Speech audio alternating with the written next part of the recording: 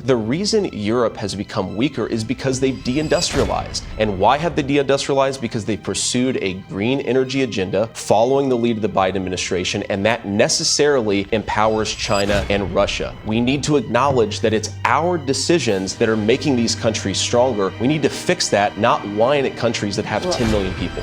Nah, this guy is cooking, bro. Good morning to you. So you were at Mar-a-Lago recently. You were in New York at the Manhattan courtroom. You were in Ohio alongside Donald Trump at a fundraiser. I know you keep getting asked whether or not you're going to be vice president or not. And you said you haven't spoken to him about it. Sure. But we're also looking at a pretty tight race in the Senate. So I wonder, do you think you're more helpful to him in the Senate or in the White House? Well, I'll let him make that decision ultimately. I think he knows how to best run his presidential campaign. And what I've said is I'm happy to be an advocate for the agenda in the United States Senate. I think that's the best way for me to help the people of Ohio. I'm certainly interested in helping him in other ways if that's what matters. Because look, Margaret, we have to reelect Donald Trump as president. The contrast is so extraordinary between higher inflation at home and war overseas. That's the Biden record. And the Trump record of peace at home and prosperity. That is an incredible thing to run on. And importantly, it's an incredible thing to deliver for our country. So I think we need to help Donald Trump get across the finish line. That's why I've spent a fair amount of time with him the past couple of weeks, helping him raise some resources, showing up in support in New York. But it's all about getting him elected president. I actually don't care that much who the vice president is. And it's crazy. He was saying all this before he was chosen as vice president. I just want to know, because I don't know a lot about JD Vance, and honestly, I don't know a lot about Trump. I want to know why he wants Trump to be the president so bad. I really want to know. I'm an engineer and I'm still in college, so I'm not really big into politics or policies or the left or the right. So this is going to be a learning experience for me, and I hope you guys can tag along. Let's get it. Because Trump's ultimately going to govern. Well, you call yourself one of the most pro-labor Republicans in Congress. Sure. You were out there with automakers who were striking a few months back, and you've been very broadly supportive of tariffs. Why are you opposed to President Biden then putting tariffs on batteries and electric vehicles and other technology from China? It seems inconsistent. Well, I think there are two things here. First of all, many of the tariffs that Joe Biden has endorsed in the last couple of weeks are tariffs that he ran against in 2020. But now that he sees that Donald Trump is leading him in the polls, he's adopting the Donald Trump agenda. That's not actually being a good policy president. That's shifting on politics because you know you're about to lose. Well, he's targeted these pretty directly. There's a second thing, Margaret, that's really important here is Biden's entire agenda, such that it exists, has been about protecting green energy jobs at the expense of the industrial heartland. If you are in Wisconsin, Michigan, or Pennsylvania, you are not being empowered or enriched by Joe Biden's green energy agenda. So him applying tariffs on the green agenda stuff, does it help steelmakers? Does it help natural gas workers? Does it help the heart of the American economy? The answer is no, which is another reason why Donald Trump would make a much better president. Well, you know, it's what Chinese electric vehicles are like less than 2% of the market. But the point here is, but it's a lot of the all supply tariffs, though, but to your point, all tariffs, which you seem to be in favor of, they're inflationary. So how is the Trump-Vance idea here going to help make things more affordable for people if you're putting taxes on goods they're purchasing from overseas? I don't necessarily buy the premise there, Margaret. If you apply tariffs, really what it is you're saying that we're going to penalize you for using slave labor in China and importing that stuff in the United States. What you end up doing is you end up making more stuff in America. And every time I watch JD Vance, and it's not been that many times, he really obliterates the people he's talking to. It's like he just be on one every time he talks. And it's a little embarrassing because they be trying to ask him questions like they're going to stump him. And he has an answer every single time. That's scary. I don't want to debate him. I don't want to debate Cuz at all. I don't know why people do. He destroys them every time. He's ready every time. Like it's like something in that red tie. Every time he puts on that red tie, he be ready for action. He's really about that action. Every single word is something that he sat down and really thought about and researched and analyzed.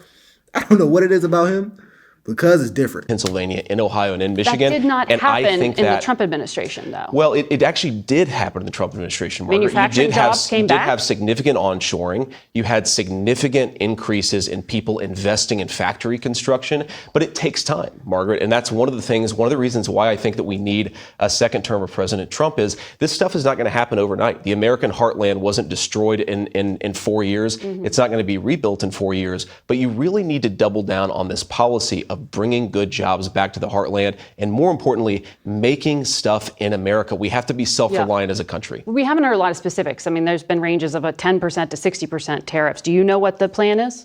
Well, look, I'm not going to speak for Donald Trump, but I certainly agree that we need to apply some broad-based tariffs, especially on goods coming in from China. And it's crazy because this is something that I've noticed because I am in the engineering field. Biden has decided to bring semiconductor manufacturing back to the United States. That's a Trump. If you think about it, that's a very Trump-coded thing to do. And what I mean by Trump-coded is that's something that Donald Trump would do.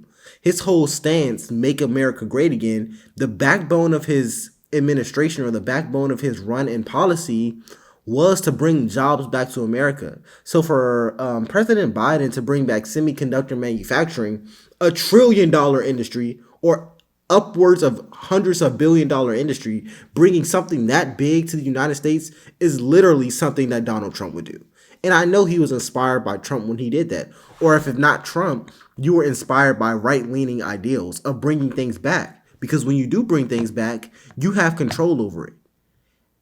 And that's what Trump, that's the backbone of his administration. You cannot deny that. And not just solar panels and EV stuff. We need to protect American industries from all of the competition. Because here's the thing, Margaret. The reason China beats us, it's not because they have better workers. It's because they're willing to use slaves to make things there. We want American workers to make this stuff at good wages. I want to ask you about some of the things you've said about American universities. I know you've been very critical of them. You gave an interview in February. You said the closest conservatives have ever gotten to successfully dealing with the left-wing domination of universities is Viktor Orban's approach in Hungary. I think his way has to be the model for us, not to eliminate universities, but to give the choice between survival or taking a much less biased approach to teaching. He seized control of state universities and put them in foundations that were then run by his allies. Is that what you're advocating be done in the United States? Well, Margaret, what you're seeing in the United States actually is that universities are controlled by left-wing foundations. They're not controlled by the American taxpayer, and yet the American taxpayer is sending hundreds of billions of dollars to these universities every single year. I don't want taxpayers controlling education necessarily. Is that what you're advocating for, federal government? Margaret, what I'm advocating for is for taxpayers to have a say in how their money is spent. Universities are part of a social contract in this country. They educate our children. They produce important intellectual property. They get a lot of money because of it. But if they're not educating our children well and they're layering the next generation down in mountains of student debt, then they're not meeting their end of the bargain. I think it's totally reasonable. He is destroying her. He is destroying her. I'm a college student. What he's saying is facts. What he's saying is facts. The average college graduate, and you're probably a lot of college graduates are watching this, why do you have to pay upwards of $30,000, $40,000, $50,000 per year to be in school? I get it. College should not be free. I'm not saying it should be free. But if you've been on a college campus, some of the things they charge you for are just borderline insane. For example, I was charged a transportation fee. It was like $2,000 a year. A transportation fee. $2,000 a year, and I drove a car. So am I paying $2,000 a year for what is that fee for? Not saying that I want to take money away from universities necessarily. I'm just saying we really have to take a deep look on how colleges are ran, and that's what he's saying too. It's a social contract. It's a social contract. And a lot of right-leaning conservatives don't like that. Rightfully so, because you're paying for something and we don't really know if it's worth it. Considering the average salary with a degree is like $60,000 a year, when a degree is $30,000 a year? So that's $120,000 of debt. Even if you get a 50% scholarship, that's $60,000 worth of debt. With on an average 8% interest rate. And the average salary is barely even matching that. So it's a really weird dynamic we have, and we should raise a little more question to it so we can make it better for future students and future Americans. To say there needs to be a political solution to that problem. Well, America's universities still attract talent from around the world, as you've went to one of America's very top schools. Look, there are still good things about American universities, but it's going in the wrong direction, Margaret. But Viktor Orban in particular, as you know, I mean, he rewrote the Constitution, he neutered the courts, he has tried to control the media.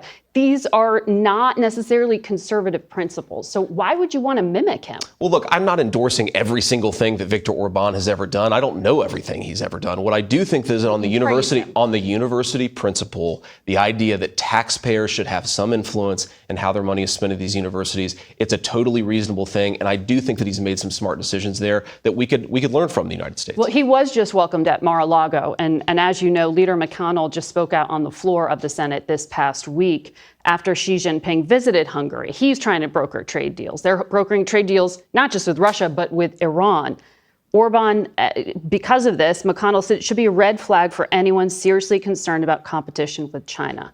So why take any policy cues from a man and a country and a strategy cozying up to America's adversaries? Well, look, Margaret, Hungary is a nation of 10 million people. America is a nation of 330 million people in the most important economy in the world. I don't think that we should take every cue, but I actually have to reject the premise here, because why is Viktor Orban getting closer to China? In part because American leadership is not making smart decisions. We are pushing other nations into the arms of the Chinese because we don't make enough stuff, because we pursue a ridiculous foreign policy very often. We have to be more self-reliant.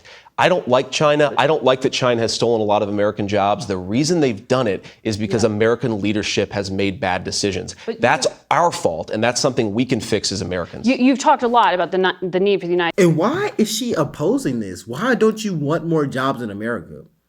I would just assume majority of Americans would agree with this. We want more jobs here so salaries can go up, cost of living can go down, the economy can boom. We want that. I want that here.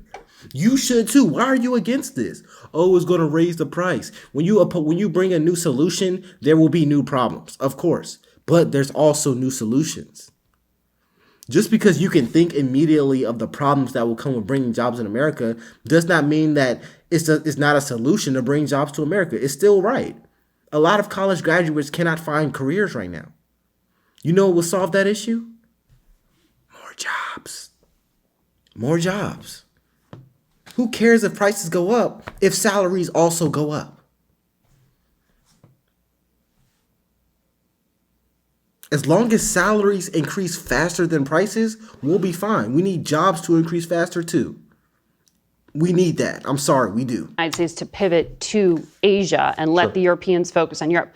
But Xi Jinping is focusing on Europe. Why would you cede influence?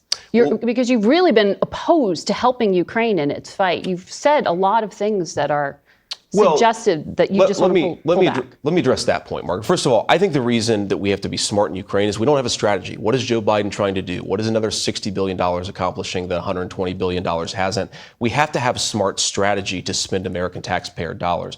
But on this, 80% of it funds the U.S. defense industrial base from on the this question, just Europe passed. and China and the intertwinement between those two. Look, the reason Europe has become weaker is because they've deindustrialized. And why have they deindustrialized? Because they pursued a green energy agenda following the lead of the Biden administration, and that necessarily empowers China and Russia. We need to acknowledge that it's our decisions that are making these countries stronger. We need to fix that, not whine at countries that have 10 million people. Nah, this guy is cooking, bro. He's cooking. I think I might have just became a JD Vance fan, bro. He is cooking. Every time I see him every time he got on that red tie, bro, I swear it's like he put on a Superman cape. He just starts frying everybody. No, he don't be stuttering or nothing. No filler words, just straight baking every single time.